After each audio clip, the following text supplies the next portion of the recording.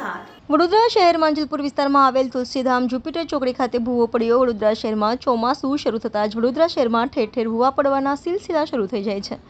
ત્યારે વડોદરા શહેર માંજલપુર વિસ્તારમાં આવેલ તુલસીધામ જુપિટર ચોકડી ખાતે ભૂવો પડ્યો ત્યારે વડોદરા મહાનગરપાલિકા દ્વારા પ્રી મોન્સૂન કામગીરી પૂર્ણ થવાના દાવા કરવામાં આવ્યા હતા, પરંતુ ભ્રષ્ટ પાલિકાના અધિકારીઓ દ્વારા માત્ર પેપર પર જ કામગીરી બતાવવામાં આવે છે અને વડોદરા શહેરમાં નજીવા વરસાદમાં પાલિકા તંત્રની પોલ ખોલી પડી ગઈ।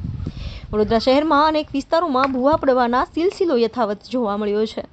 ભૂવો પડતા પાલિકા તંત્ર દ્વારા પડેલા ભૂવા પર યોગ્ય રીતે કામગીરી કરવામાં આવતી નહીં, જેને લઈ ભૂવા પડવાના સિલસિલા શરૂ થઈ જાય છે।